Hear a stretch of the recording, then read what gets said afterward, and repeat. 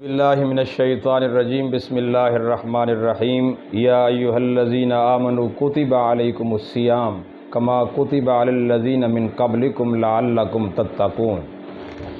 اے ایمان والو، فرض کیے گئے تمہارے اوپر روزے جیسا کہ فرض کیے گئے ان لوگوں پر جو تم سے پہلے تھے، لعلکم تتقون، تاکہ تمہارے اندر گناہوں سے بچنے کی صلاحیت اور کیفیت پیدا ہو جائے، تاکہ تم متقی بن جاؤ۔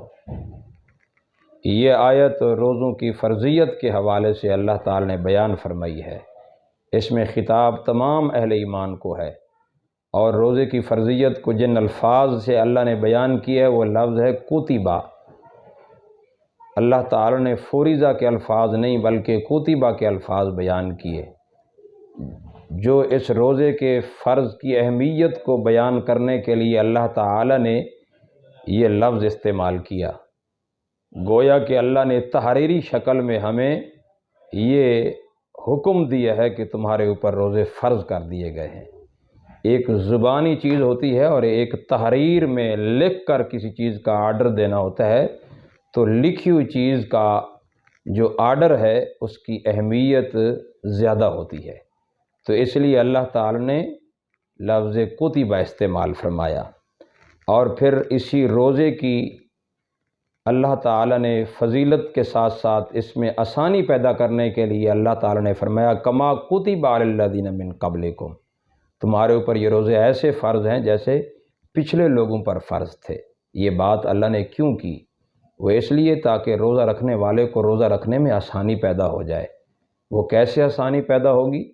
کہ جب ایک عمل سارے لوگ کر رہے ہوں تو اس پر عمل کرنا مشکل نہیں ہوتا، آسان ہوتا ہے۔ تو اس لیے اللہ تعالیٰ نے فرمایا کہیں اس روزے کو اپنے اوپر مشقت نہ سمجھنا، اور یہ نہ سمجھنا کہ روزے صرف ہمارے اوپر فرض ہیں، نہیں بلکہ پچھلی قوموں پر بھی میں نے اسی طرح روزے فرض کیے۔ اور یہ روزے اصل میں تربیت ہے اس بات کی لعلکم تتقون، تاکہ تم گناہوں سے بچنے والے بن جاؤ۔ اور آگے اللہ نے روزہ رکھنے کی ترغیب دینے کے لیے یہ ارشاد فرمایا، اللہ تعالیٰ فرماتے ہیں ایام معدودات، یہ روزے گنتی کے چند دن ہیں، یہ کوئی سال بھر کے نہیں ہے، یہ 5-6 مہینے کے روزے نہیں ہیں۔ ایام معدودات، یہ گنتی کے چند دن ہیں۔ چند دن یہ مشقت جھیل لو، چند دن یہ اپنے اوپر یہ پابندی عائد کر لو۔ اللہ تعالیٰ فرماتے ہیں یہ گنتی کے چند دن ہیں، اگر تم یہ مشقت اپنے اوپر جھیل لو گے، برداشت کر لو گے، اس کے بڑے بڑے فوائد تمہیں حاصل ہوں گے۔ تو اس لیے ایام معدودات گنتی کے چند دن ہیں۔ اب یہاں وضاحت نہیں ہے وہ گنتی کے چند دن کون سے ہیں، اگلی آیات میں اللہ تعالی نے اس کی وضاحت فرما دی ہے، تو وہ آگے آیات آئیں گی۔ یہاں اتنا فرمایا گنتی کے چند دن، فمن کان منکم مریضا او علی سفر، اللہ فرما رہے ہیں اگر تم میں سے کوئی بندہ بیمار ہو یا سفر پر ہو، فعدۃ من ایام اخر، تو اس کو چاہیے کہ دوسرے دنوں میں اس گنتی کو پورا کر لے۔ تو بیمار کے لیے، مسافر کے لیے اللہ نے یہ رخصت دی ہے کہ وہ بیماری کی حالت میں اور سفر کی حالت میں روزہ نہ رکھے، بلکہ بعد میں روزے کی گنتی کو پورا کرے۔ شروع اسلام کے اندر اللہ تعالی نے اس مریض اور مسافر کو یہ بھی رخصت دی کہ اگر وہ روزہ رکھنے کی طاقت رکھتا ہے بعد میں، تو وہ روزہ رکھنے کی بجائے اگر وہ ایک روزے کے بدلے میں ایک مسکین کو فدیہ دینا چاہتا ہے تو بھی اس کے لیے اجازت ہے۔ اللہ تعالیٰ نے یہ شروع اسلام میں اس کی اجازت دی، جس کا ذکر اگلی آیت میں آ رہا ہے۔ اللہ تعالیٰ فرماتے ہیں وَعَلَى الَّذِينَ يُطِيقُونَهُ فِدْيَةٌ طَعَامُ مسکین، اور اس آدمی پر جو آدمی روزہ رکھنے کی طاقت رکھتا ہے لیکن روزہ نہیں رکھنا چاہتا، یعنی کون سا آدمی؟ جو مرض سے شفا یاب ہوا ہے، جو سفر سے مقیم ہوا ہے، اب اس کے بارے میں اللہ تعالیٰ فرماتے ہیں کہ اگر وہ روزہ رکھنے کی طاقت رکھنے کے باوجود روزے کے بدلے میں ایک مسکین کو کھانا کھلانا چاہے تو یہ اس کی اجازت ہے۔ میں نے کہا یہ اجازت پہلے تھی، اگلی آیات آئیں گی جس سے یہ بات بالکل واضح ہو جائے گی کہ اب اللہ تعالیٰ نے فدیے کا حکم ختم کر دیا، بلکہ روزے کے بدلے میں روزہ رکھنے کا ہی اللہ نے حکم دیا ہے۔ اس کی وضاحت اگلی آیات میں آ جائے گی۔ اللہ تعالیٰ فرماتے ہیں کہ اگر کوئی بندہ روزے کے بدلے میں مسافر اور بیمار مقیم ہونے کے بعد روزے کے بدلے میں اگر مسکین کو کھانا کھلانا چاہے تو اس کی اجازت ہے، فمن تطوع خیرا فہو خیر اللہ، اور اگر ایک مسکین کی بجائے 2 مسکینوں کو یا زیادہ مسکینوں کو کھانا کھلانا چاہتا ہے تو جتنی بھی وہ نیکی کرے گا اللہ تعالیٰ فرماتے اس کے لیے بہتر ہوگا۔ لیکن یہ بات یاد رکھی جائے، اس وقت بھی اللہ تعالیٰ نے روزے کی اہمیت کو واضح کرنے کے لیے اگلا جملہ ارشاد فرمایا، وَأَن تَصُومُوا خَيْرٌ لَكُمْ، اگر تم فدیہ دینے کی بجائے روزہ ہی رکھ لو تو یہ روزہ رکھنا تمہارے لیے بہتر ہوگا۔ ان کنتم تعلمون، اگر تم روزے کی اہمیت کو اور اس کی فضیلت کو جانتے ہو تو کسی صورت میں روزہ نہ چھوڑو۔ تو یاد رکھیے، یہ اللہ تعالیٰ نے روزے کی فضیلت اور اس کی اہمیت کو واضح کرنے کے لیے جملہ ارشاد فرمایا ہے کہ روزے کا جو مقام ہے، روزے کی جو فضیلت ہے، وہ فدیہ دینے سے کئی درجے بہتر ہے۔ اس کے بعد اللہ تعالیٰ نے ایام معدودات کی وضاحت کرتے ہوئے فرمایا، شہر رمضان الذی انزل فیہ القرآن، روزے کے جو دن ہیں وہ رمضان کا پورا مہینہ ہے، اور رمضان کا مہینہ کوئی عام مہینہ نہیں ہے، یہ وہ مہینہ ہے، اللہ تعالیٰ فرماتے ہیں الذی انزل فیہ القرآن، یہ وہ مہینہ ہے کہ جس میں اللہ تعالیٰ نے قرآن جیسی عظیم کتاب نازل فرمائی ہے۔ یہ بات کہے کہ اللہ نے خاموشی اختیار نہیں فرمائی، بلکہ اللہ نے آگے قرآن کے نزول کا مقصد بھی بیان فرمایا ہے۔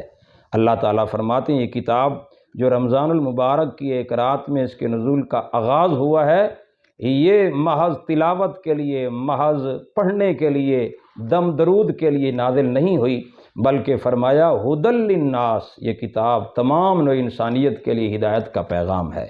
اور پھر فرمایا ہدایت کا جو پیغام اللہ نے نازل کیا رمضان میں، یہ ڈھکی چھپی ہدایت نہیں ہے، وَبَيِّنَاتٍ مِّنَ الْهُدَىٰ، ہدایت کے واضح اور روشن دلائل اللہ نے اس میں بیان فرمائے ہیں۔ اور پھر اسی کتاب کو اللہ تعالیٰ نے والفرقان، حق اور باطل کے درمیان امتیاز پیدا کرنے کا ایک بہترین قانون بنایا ہے اس کو، کہ اگر تم چاہتے ہو کہ حق اور باطل کے درمیان ہمیں فرق معلوم ہو جائے، پہچان ہو جائے حق و باطل کی، تو اللہ تعالیٰ فرماتے ہیں اس کتاب کو پڑھو، اس پر تدبر کرو، اس پر تفکر کرو، اس سے ہدایت حاصل کرو گے، تمہیں معلوم ہوگا کہ حق اور باطل کے درمیان تمہیں فرق معلوم ہوگا۔ تو اللہ تعالیٰ فرماتے ہیں والفرقان، حق و باطل میں فرق کرنے والی یہ کتاب ہم نے نازل کی ہے۔ تو رمضان کا اور قرآن کا آپس میں ایک گہرا تعلق ہے۔ بندے کو چاہیے کہ وہ دن بھر روزہ رکھے اور روزے کے اندر پھر قرآن مقدس کے ساتھ اپنا تعلق قائم کرے، اور یقیناً روزے کا مقصد تقویٰ ہے، یہ اسی صورت میں حاصل ہوگا کہ جب بندہ اپنے روزے کے ساتھ قرآن مقدس کے ساتھ وقت نبھائے گا، قرآن کی تلاوت، قرآن کا ترجمہ، قرآن مقدس کی تفہیم، اس سے نصیحت کی باتیں حاصل سیکھنا، یہ ساری باتیں جب انسان رمضان مبارک کی خاص ان دنوں کے اندر اہتمام کے ساتھ قرآن کا مطالعہ کرے گا تو انشاءاللہ یہ رمضان اس کے لیے باعث برکت بن جائے گا۔ آگے اللہ تعالیٰ نے فرمایا ہے فمن شاہد منکم الشہر فلیصمہ، جو آدمی اس مہینے کو اپنی زندگی میں پائے تو چاہیے کہ وہ روزے رکھے اس مہینے کے اندر۔ ومن کان مریضا او علی سفر، جو کوئی تم میں سے بیمار ہو یا سفر پر ہو، فعدۃ من ایام اخر، تو اس کے لیے ضروری ہے کہ وہ دوسرے دنوں میں اس گنتی کو پورا کر لے۔ اللہ تعالیٰ نے یہاں وعلی الذین یطیقونہ فدیۃ طعام کی اللہ تعالیٰ نے وہ رخصت یہاں ختم کر دی ہے۔ اب اللہ تعالیٰ نے فرمایا کہ مسافر کے لیے، مریض کے لیے روزہ رکھنا ہی پڑے گا، روزے کے بدلے میں مسکین کو کھانا کھلانے کی اجازت نہیں ہے۔ آگے اللہ تعالیٰ نے 3 باتیں بیان فرمائی ہیں، کیونکہ یہاں پیچھے 3 چیزیں بیان ہوئیں، ان 3 چیزوں کے بارے میں اللہ نے 3 باتیں۔ پہلی بات کہ مریض اور مسافر کو اللہ نے رمضان مبارک کے دنوں میں رخصت دی ہے۔ یہ رخصت کیوں دی؟ یرید اللہ بکم الیسر ولا یرید بکم العسر، اللہ تم سے آسانیوں کا ارادہ فرماتے ہیں، اللہ تم سے تنگیوں کا ارادہ نہیں فرماتے۔ اللہ نے آسانی پیدا کر دی کہ مریض کو رخصت دے دی کہ وہ بیماری کے حالت میں روزہ نہ رکھے، بعد میں اس کی تکمیل کر لے، اور مسافر کو اللہ تعالیٰ نے رخصت دے دی، یہ اللہ تعالیٰ نے آسانی کی ہے۔ اللہ تعالیٰ کسی انسان کو اس کی طاقت سے زیادہ مکلف نہیں کرتے، لا یکلف اللہ نفسا الا وسعہا، تو اس لیے یہ اللہ تعالیٰ فرماتے میں تم سے آسانیوں کا ارادہ فرماتا ہوں، تنگیوں کا ارادہ نہیں فرماتا۔ اور دوسری بات، یہ مریض اور مسافر کو جو اللہ تعالیٰ نے پہلے رخصت دی تھی کہ وہ روزے کے بدلے میں وہ مسکین کو کھانا بھی کھلا سکتا ہے، یہ رخصت اللہ نے ختم کر دی ہے۔ یہ کیوں؟ اس لیے کہ لِتُکْمِلُوا الْعِدَّةَ، تاکہ تم روزوں کی گنتی کو پورا کر سکو، اور جو روزے کے برکات ہیں، جو اس کے فیوزات ہیں، وہ تم حاصل کر سکو، اس سے محروم نہ رہ سکو۔ اس لیے اللہ تعالیٰ نے وہ رخصت ختم کر دی اور روزے کی گنتی کو پورا کرنے کا اللہ نے حکم دے دیا۔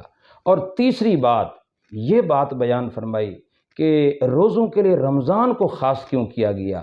وہ اس وجہ سے کیا گیا کہ رمضان میں ایک عظیم نعمت ہمیں اللہ نے دی ہے، عظیم نعمت ہمیں اللہ تعالیٰ نے عطا فرمائی ہے، وہ نعمت ہے قرآن والی۔ تو جب قرآن والی نعمت اللہ نے ہمیں عطا فرمائی، جو ہدایت کا سر چشمہ ہے، جو عقل و شعور کو بیدار کرنے والی عظیم کتاب ہے، جو انسان کی ہر زندگی کے ہر موڑ کے اندر ایک رہنما اور امام ہے، عظیم نعمت ہے، تو اس عظیم نعمت کے شکرانے کے لیے اللہ تعالیٰ فرماتے ہیں وَلِتُكَبِّرُوا اللَّهَ عَلَى مَا هَدَاكُمْ، اللہ نے جو تمہیں ہدایت بخشی ہے اس پر اللہ کی بڑائی بیان کرو، وَلَعَلَّكُمْ تَشْكُرُونَ، تاکہ تم اللہ کی اس نعمت عظمیٰ کا شکر ادا کر سکو۔ تو یہ اصل میں یہ آخری جو جملے ہیں وَلِتُكَبِّرُوا اللَّهَ عَلَى مَا هَدَاكُمْ وَلَعَلَّكُمْ تَشْكُرُونَ، یہ قرآن والی عظیم نعمت کے حوالے سے اللہ تعالیٰ نے یہ ہمیں حکم دیا ہے کہ تم اس رمضان المبارک کے اندر اللہ کی کبریائی بیان کرو اور اللہ کی اس نعمت کا شکر ادا کرو۔ تو روزہ گویا کہ عملی شکر ہے جو اللہ کی اس نعمت قرآن کا ہم شکر ادا کرتے ہیں۔ تو حقدار تھا یہ رمضان اس قرآن کے نزول کی وجہ سے کہ اس میں روزے فرض کر دیے جاتے، تو اس لیے اللہ نے رمضان المبارک کو روزوں کے لیے منتخب فرمایا ہے۔ تو یہاں تک یہ تمام تر روزے کے احکامات کی کچھ باتیں بیان ہوئیں۔ اللہ تعالیٰ سے دعا ہے اللہ تعالیٰ ہم سب کو اس پر عمل کی زندگی نصیب فرمائے۔